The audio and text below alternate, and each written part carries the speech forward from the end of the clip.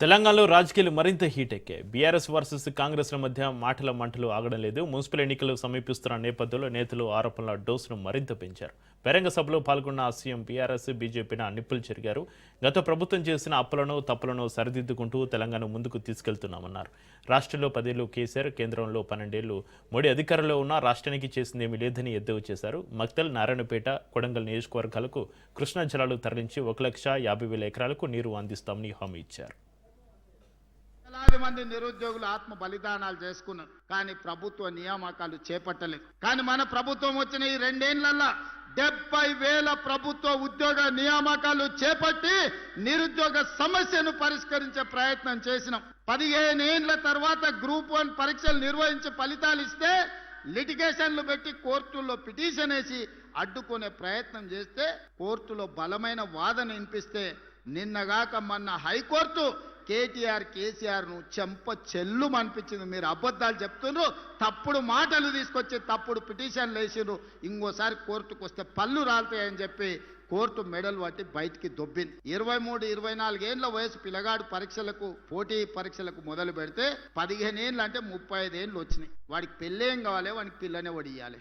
వాడు ఇంటికాడ అమ్మా నాయనకి చెప్పి నేను హైదరాబాద్ పోతున్న చదువుకొని అధికారి ఆఫీసర్ అయి వస్తా అంటే 15 ఏళ్ళు హైదరాబాద్లో అశోక్ నగర్లోనో, ఇందిరానగర్లోనో, లేకపోతే దిల్సుఖ్ నగర్లోనో ఎన్ని రోజులు నిరుద్యోగ తిరుగుతాడు? ఆ తల్లిదండ్రుల బాధ ఎప్పుడన్నా కేసీఆర్కి అర్థమైందా? ఆయన బిడ్డ నిజామాబాద్ పార్లమెంట్లో ఓడగొడితే 6 నెలలు తిరిగే లోపలనే ఎమ్మెల్సీ ఇచ్చాడు. అల్లుని మంత్రి చేసుకుని, కొడుకుని మంత్రి చేసుకుని, సడ్డకుని కొడుకు రాజ్యసభ ఇచ్చాడు. వినోద్ రావు అని ఆయన సుట్టపోడు ఓడిపోతే ప్రణాళిక వైస్ చైర్మన్ అని ఉద్యోగాలు ఇచ్చాడు.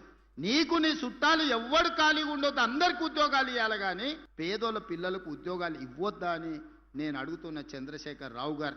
ఇవాళ అప్పుడే దిగిపో అంటారు. 5 ఏళ్ల కోసం ఎన్నికైనా మరో 5 ఏళ్లు గెలుస్తాం. ఈ రోజు నుంచి రాసి పెట్టుకో చంద్రశేఖర్ రావు, కల్వకుంట్ల కిషన్ రావు గారు రాసి పెట్టుకో బీజేపీ నాయకుడా.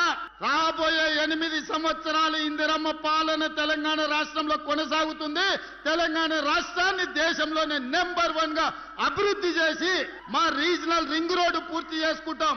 మా వికారాబాద్ కృష్ణా రైల్వే లైన్ పూర్తి చేసుకుంటాం. మా ప్రాణహిత చేవెళ్ల ప్రాజెక్టును పూర్తి చేసుకుంటాం. మా మక్తల్, నారాయణపేట, కొడంగల్ ఎత్తిపోతల పథకాన్ని పూర్తి చేసుకుంటాం. మా వికారాబాదును ఒక ప్రపంచ పర్యాటక కేంద్రంగా మేము పూర్తి చేసుకుంటాం. మా అప్పా జంక్షన్ నుంచి మన్నెగూడ నుంచి తాండూరుకు రోడ్డు పూర్తి చేసుకుంటాం. కాగ్నా నీళ్లు తాండూరుకు తీసుకెళ్తాం. కాగ్నాలో తాండూరులో అండర్ గ్రౌండ్ డ్రైనేజీని పూర్తి చేసుకుంటాం. నువ్వు నీ తాతలు అందరు ఎవరెవరు అడ్డం వస్తారో చూస్తాం. ఈ ఎన్నికల్లో మీరు చేసే కుట్రలన్నీ కూడా చెయ్యండి అని చెప్పి నేను ఈరోజు సవాలు విసురుతున్నా.